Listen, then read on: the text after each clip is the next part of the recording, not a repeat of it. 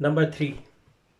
अस्सलाम वालेकुम, मैं जबल वी और watching my vlog channel. Gwadar के हवाले से एक बहुत अच्छी खुशखबरी आई है। वो ये है कि रशिया ने भी अब इन्वॉल्व हो गया गवादर में, और इंडिया भी कोशिशें कर रहा है। हो सकता है कि वो कश्मीर का कोई ना कोई मसला हल करे और वो पुरानी वाली पोजीशन पे चला जाए। और वो भी चाहता है कि अब सी पैक में शामिल होके और इंडिया से एक रोड निकले, और जो कि आगे जो है रशिया और अफ़गानिस्तान और तुर्की और यूरोप तक के लिए जो है इंडिया भी अब कोशिश शुरू कर कर रहा है। और ये एक अच्छी बात है, इसलिए कि अगर इंडिया ने रोड वगैरह बना ली, पाइपलाइन, गैस पाइपलाइन का भी मसला है कि ताजिकिस्तान से गैस पाइपलाइन जो है वो पाकिस्तान तक डाली जा रही है, तो उसमें इंडिया भी चाहता है अपना हिस्सा करे ले, क्योंकि उसे सस्ती गैस मिलेगी, सब कुछ। तो फ्यूचर के लिए तो बहुत ज़्यादा ज़रूरत होगी, तो इस वजह से इंडिया भी जो है अब उसको समझ आ रही है कि सी पैक में शामिल होना जो है बहुत फ़ायदेमंद रहेगा। तो इस वजह से जो है इंडिया भी शामिल हो जाएगा, और ये बहुत अच्छी खबर है। लेकिन सबसे पहले ये कश्मीर का मसला हल करना पड़ेगा, और कश्मीर का मसला हल करने के लिए इंडिया को एक कड़वी गोली तो निकलना पड़ेगी। इसका मतलब है कि पुरानी कंडीशन पे जाना पड़ेगा, और वो जो उन्होंने 370 जो कानून बनाया था, या जो एनआरसी कानून लाए थे, वो उसको बैकअप करना पड़ेगा, पुरानी पोजीशन पे जाना पड़ेगा। फिर उसके बाद एक टेबल पे बैठ के जो है ये लोग कश्मीर का मसला भी हल कर लेंगे। और कश्मीर के मसले की तरफ और इंडिया को जो है थोड़ा सा होश है नाखुश शायद इस वजह से लिए है कि लद्दाख में जो है चाइना की फौजों ने जो है काफ़ी इंडिया के इलाके तक घुस गए हैं, और इंडिया को अब खतरा महसूस हो रहा है। और अब चाइना भी इन्वॉल्व हो रहा है कश्मीर में, क्योंकि कुछ हिस्सा कश्मीर का चाइना जो है दावा करता है कि कुछ हिस्सा कश्मीर का उसका है।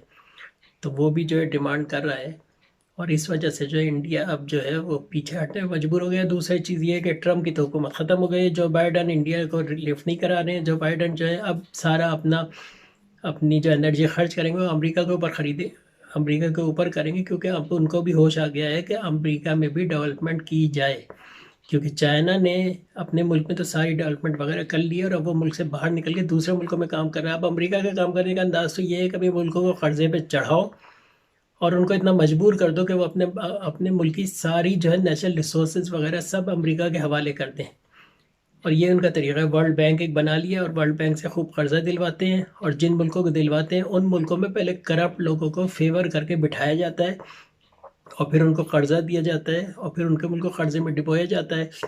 और उसके बाद जब ऑपरेशन होता है वो भागते हैं, तो बाकी पैसा भी सब लेके आ जाते हैं। और ये बड़ा अच्छा तरीका है कि आपको किसी मुल्क को कर्जा देना है, वहाँ पे करप्ट हुकूमत बिठा दें, क्योंकि आपको पता है जब आप उनको पैसे देंगे तो वो पैसे उन्हीं के बैंक में वापस चले आते हैं, बल्कि उनको देना भी नहीं पड़ते।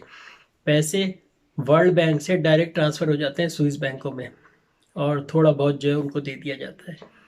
तो ये बड़ा अच्छा सिस्टम चल रहा था। लेकिन ये सिस्टम जो है ना, बकरे की माँ ज़्यादा दिन तक तो खैर नहीं बनाती, तो कोई ना कोई तो टर्न आता है। अब इमरान खान पाकिस्तान में आ गए। इमरान खान ने थोड़ी सी इकॉनमी सही करना शुरू की है, जिसकी वजह से जो है पाकिस्तान के रुपए की कीमत जो है स्टेबल हो रही है, और डॉलर की कीमत जो है गिर रही है पाकिस्तान में। और इंशाल्लाह अगर इसी तरह गिरती रही तो पाकिस्तान के हालात ठीक हो जाएंगे।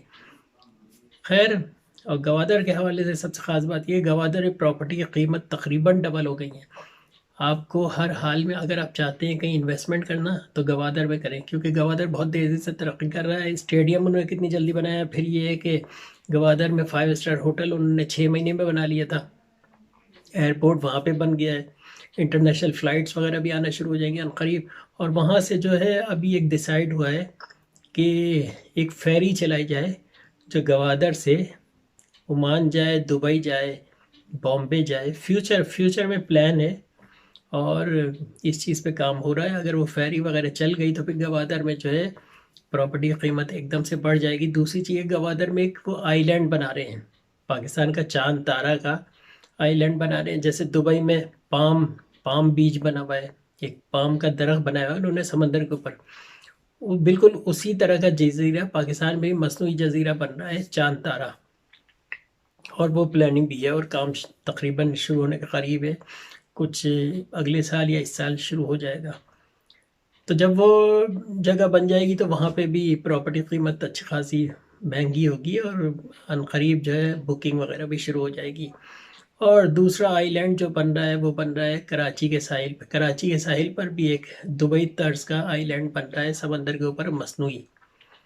और बस ये कि सिंध हुकूमत जो है वो थोड़ा सा उनके बातचीत चल रही है, थोड़ा सा रुकावट बन रही है। सिंध हुकूमत इमरान खान तो चाहते हैं कि भाई वो आइलैंड बने और उसका फ़ायदा सिंध हुकूमत को ही होगा।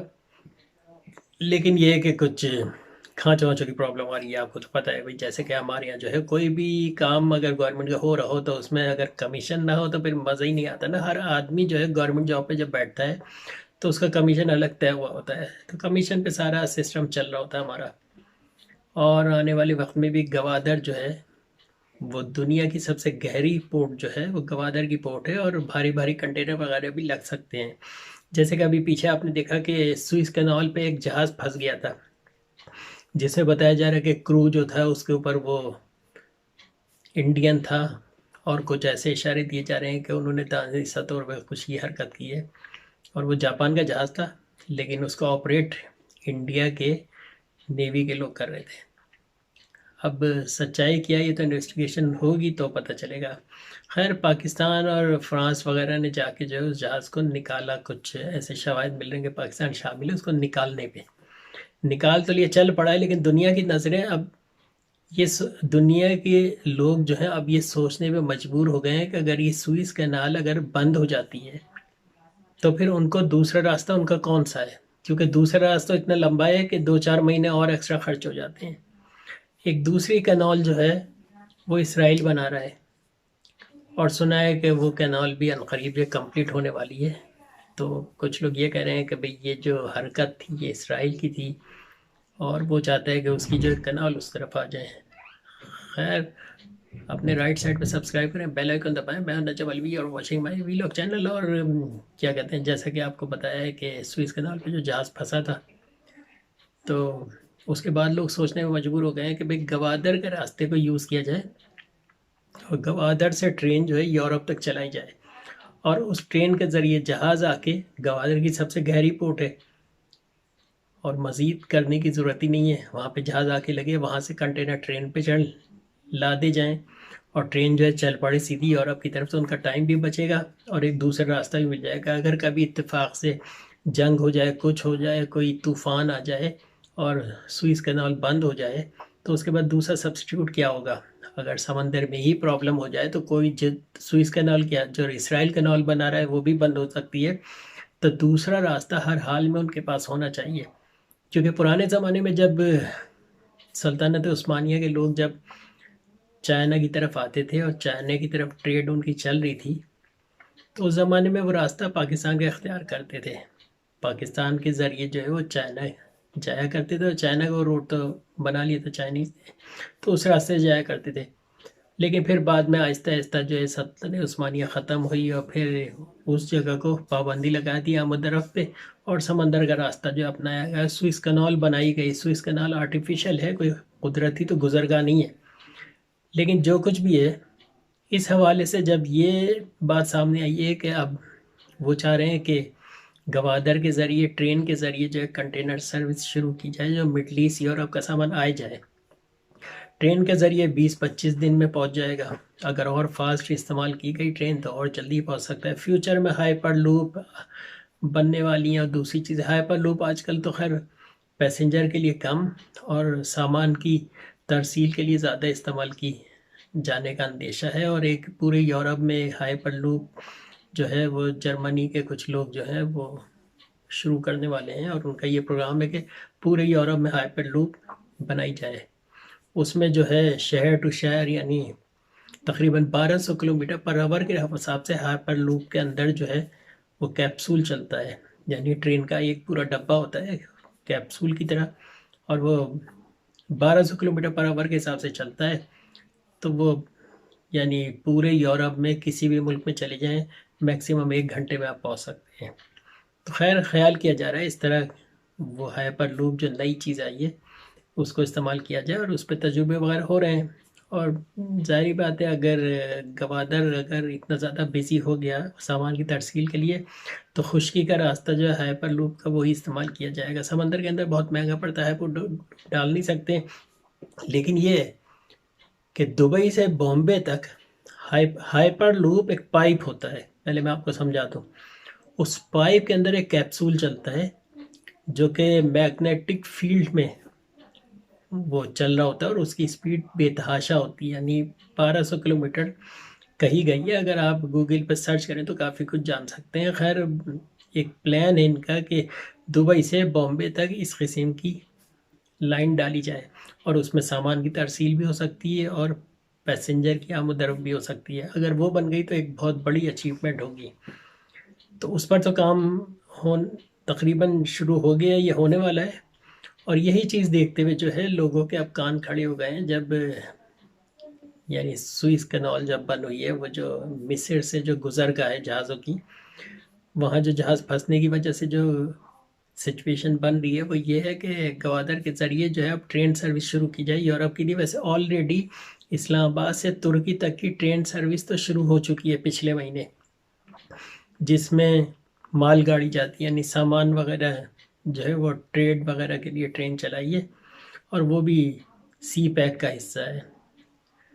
तो ये सारी खबरें हैं और गवादे की वैल्यू बढ़ रही है, वहाँ पे मकानों की कीमत बहुत तेज़ी से बढ़ रही है। और जो लोग मकान ख़रीदना चाहते हैं उनको मैं ये कहना चाहता हूँ कि भाई वहाँ पे आप लोग जो है कोई पुराना घर ख़रीदें बजाय इसके कि प्लॉट ख़रीदें। प्लॉट बिल्कुल ना ख़रीदें, प्लॉटों में आपके साथ हेर फेर हो सकता है। मकसद ये है कि अगर आप आज प्लॉट ख़रीदेंगे 10 साल बाद वहाँ पे आबादी पहुँचेगी और प्लॉट जो है कहीं पहाड़ी हो या कहीं बेआबान में प्लॉटिंग हुई हुई है और वहाँ आपको प्लॉट दे दिया जाएगा, क्योंकि आमतौर पे गवादर लोग देखने तो जाते नहीं है प्लॉट कहाँ पे है। तो बहुत हेरा फेरियाँ हो रही हैं। तो ज़्यादा अच्छा ये है कि आप कोई पुराना घर ख़रीद लें, वो आपको सस्ता ही मिलेगा। और अगर घर होगा तो वहाँ पे हर किस्म की फैसिलिटीज़ होगी, पानी, बिजली, गैस और सीवरेज की लाइनें भी पड़ी होंगी, तो आपको ज़्यादा तको-दो नहीं करनी पड़ेगी। हर जगह से एनओसी इजाज़त लें और फिर वो जगह लीज़ भी होगी और कोई फ्रॉड नहीं हो सकता। आप घर खरीदें, बंद कर दें थोड़े से पैसे ज़्यादा डाल के, बजाय इसके कि प्लॉट खरीदें। मेरी एडवाइस है, बाकी आपकी मर्ज़ी है। और जहाँ तक मैं कह रहा हूँ फ्रॉड हो रहे हैं, हो सकता है, होते तो नहीं है, ऐसी बात नहीं है, आप बेशक लें प्लॉट। लेकिन ये कि अगर मैं लूँ फॉर एग्जाम्पल, तो मैं तो प्रेफर करूँगा कि बना बनाया घर लूँ। बेशक टूटा फूटा हो और उसको रेनोवेट दोबारा कराना हो, या ये कि रुकी हुई कंस्ट्रक्शन हो, यानी हाफ हुई भी होती है, हाफ आप कर लें जाके। इस तरह के सस्ते भी घर बिकते हैं बिल्कुल। खचाड़ा कम से कम टूटे फूटे हुए घर खरीदेंगे तो उसमें आपको कम से कम ये तो अंदाज़ा होगा कि चार दीवारी है और लीज हुआ हुआ है और उसका मैप वगैरह सब कुछ है। आपको मज़ीद पैसे नहीं खर्च करेंगे। फॉर एग्जांपल आप प्लॉट लेते हैं, प्लॉट में आपका पहले एनओसी लेते हैं घर बनाने की, फिर नक्शा पास कराते हैं, फिर वाटर वालों को कहते हैं, वो 2-3 साल लगा देते हैं लाइन डालने में, क्योंकि लाइन तो होगी नहीं, फिर इलेक्ट्रिसिटी है, ये सारा कुछ है। तो पैसे देते देते देते देते आपकी ज़िंदगी 10 साल गुजर जाएंगे। और अगर आप घर लेते हैं तो 6 महीने में घर को, उस घर को ठीक ठाक कर लें अपने रहने के काबिल, और जब दिल चाहे रहें और उसको किराए पे दे दें तो किराया भी आपको मिलता रहेगा। तो 10 साल बाद जो आपको प्लॉट मिलने वाला है उसकी उतनी कीमत हो जाएगी। और जिस जगह पे घर होगा वो आइडियल जगह होगी, उसके वैल्यू भी बढ़ सकती है। तो सबसे अच्छा है कि आप घर ख़रीदें। और गवादर में रशिया के जो है जहाज़ आना शुरू हो गए और रशिया भी लग गया अब इस चक्कर में। इंडिया भी कोशिश कर रहा है। पहले तो ये सब लोग ख़िलाफ़ थे कि भाई किसी तरह गवादर रुक जाए, अमेरिका भी ख़िलाफ़ था। लेकिन जब से सुएज़ कैनाल में जहाज़ फंसा है उसके बाद से ख़यालात चेंज हो गए हैं, क्योंकि बिज़नेस बिज़नेस सबसे बड़ी चीज़ है। अगर बिज़नेस रुक जाएगा तो आप क्या कर सकते हैं। तो इसलिए गवादर की वैल्यू बढ़ गई है। ईरान से वो रास्ता इसलिए नहीं ले सकते हैं क्योंकि ईरान पे पाबंदी है। फिर ईरान हर किसी को तो रास्ता देगा नहीं। अमेरिका की ईरान से बनती नहीं है, सऊदी अरब ईरान से नहीं बनती है, बल्कि पूरे मिडल ईस्ट की। तो उनको रास्ता गवादर के हर हाल में चाहिए होगा। तो इस वजह से वो गवादर का रास्ता यूज़ करेंगे। और गवादर तक आने के लिए सिर्फ 200, 250, 300 किलोमीटर है मस्कत से गवादर, इतना ज़्यादा दूर नहीं है। हो सकता है कि फ्यूचर में जो है एक पुल बना दिया जाए, ये बहुत दूर की सोच है, लेकिन ये कि गवादर का रास्ता यूज़ किया जाएगा और लोग नज़रों में आ गया। अब अगले जो कुछ सालों में जो इस पर भी काम शुरू हो जाएगा। तो पाकिस्तान बहुत तेज़ी से तरक्की कर रहा है, गामजन है तरक्की करने पे। और तकरीबन 35 मोबाइल फ़ोन की कंपनियां गवादर शिफ्ट हो गई हैं, 35 मोबाइल फ़ोन की।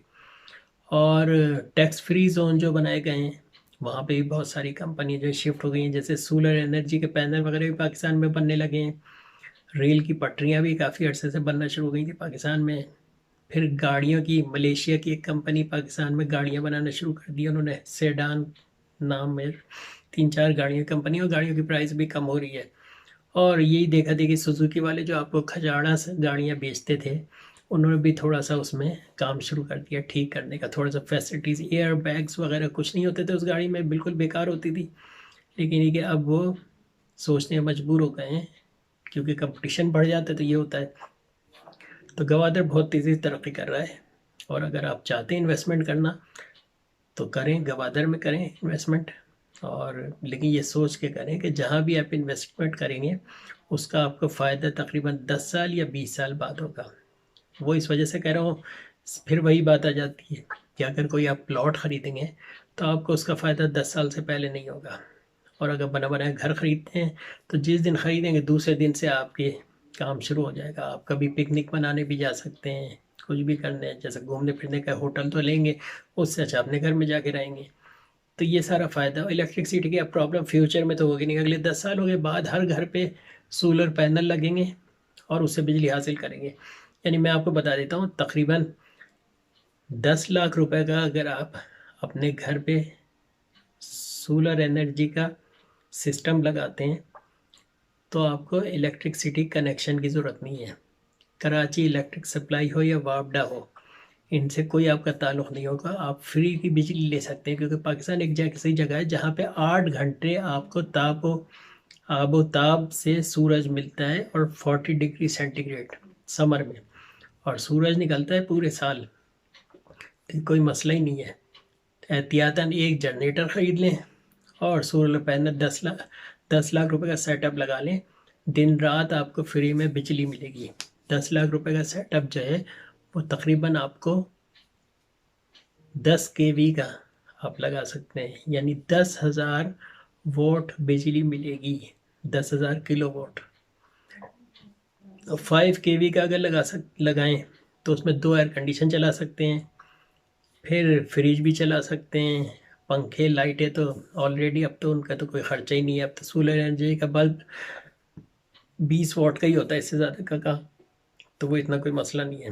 लेकिन सबसे बड़ी बात यह है आपके एयर कंडीशन चल सकते हैं। अगर आप 10 kV का लगाते हैं, एक बात बता रहा हूँ ना, 10 लाख रुपए, 5 लाख का मैं बता रहा हूँ कि 5 लाख का लगा लें, उसमें एयर कंडीशन वगैरह सब कुछ चला सकते हैं। 10 लाख रुपए वाला अगर लगाते हैं तो उसमें आप घर का चूल्हा, आपको गैस की भी ज़रूरत नहीं, घर का चूल्हा, फ्रिज, 3 एयर कंडीशन और पूरे घर की लाइट दिन रात जला सकते हैं। उसमें बैटरीज वगैरह की भी कीमत इंक्लूड की हुई है, यानी बैटरी वगैरह जो बैकअप होता है।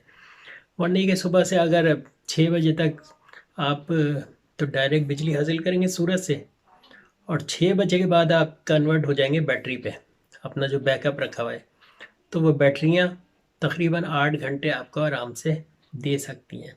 और 8 घंटे बाद दोबारा सूरज सुबह 5 बजे निकल आता है, यानी तकरीबन 6 से सुबह 6 बजे तक, 6 से सुबह 6 बजे तक जो है आपको क्या कहते हैं, बैटरी पे गुजारा करना पड़ेगा।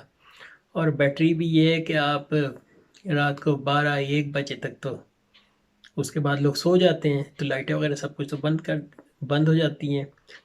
गवादर एक ठंडी जगह है, वहाँ पे आपको एयर कंडीशन की शायद ज़रूरत ना भी पड़े। तो ये है, तो सुबह तक जो है आराम से जब आप सो के उठेंगे तो दोबारा इलेक्ट्रिसिटी जनरेट होना शुरू हो जाएगी।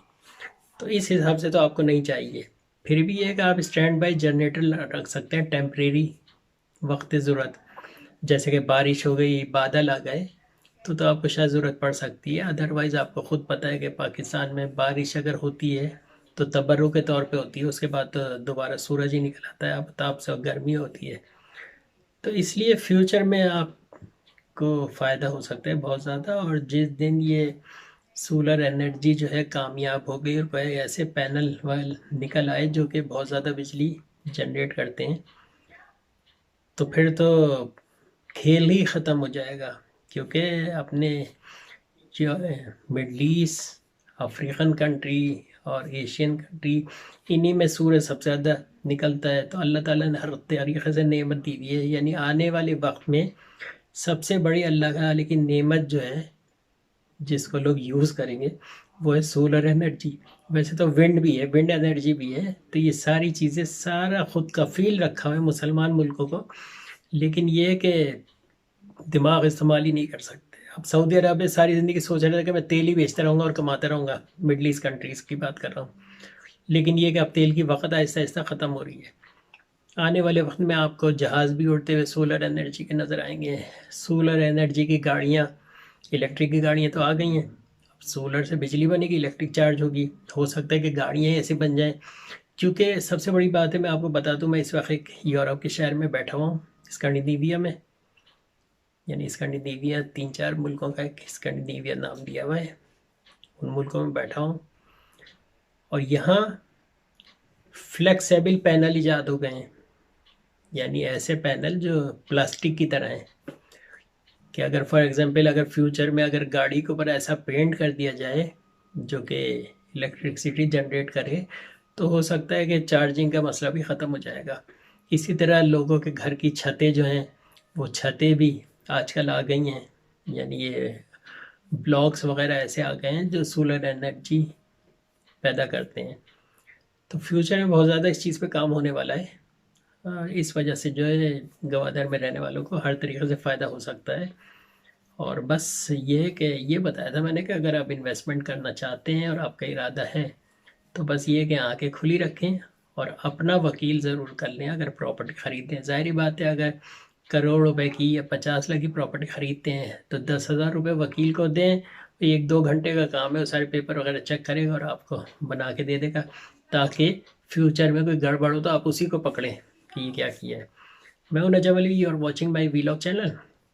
और आइंदा भी मैं इस किस्म की वीडियो बनाऊंगा, तो मेरे चैनल को सब्सक्राइब ज़रूर कर लें और कमेंट्स में लिखें अगर कोई आपको प्रॉब्लम है। और अगर आप सोलर एनर्जी का अपने घर पे सेटअप लगाना चाहते हैं तो उसके बारे में भी हमें लिखें, और हम एडवाइस आपको देंगे कि आपका कितना बड़ा घर है और कितनी इलेक्ट्रिसिटी आपके यहाँ यूज़ होती है और कितना बड़ा प्लांट जो है आप लगा सकते हैं। वैसे सोलर एनर्जी का प्लांट जो है आपके घर पे लग सकता है, जो कि शुरू होता है 30,000 रुपये से। और अगर आप अगर 1000 गज का घर है आपका, या 500 गज का है, या 120 गज का है, तो उसी हिसाब से उतने ही पैसे खर्च होते हैं। 5 kV का 2.5-3 लाख में लग जाता है। 10 kV का 10 लाख रुपए लगता है। 10 kV का लगाने के बाद आप हो सकता है कि अपने पड़ोसियों को बिजली बेच भी सकते हैं, इतनी पैदा हो सकती है। खैर, आइंदे की वीडियो तक के लिए खुदा हाफिज़।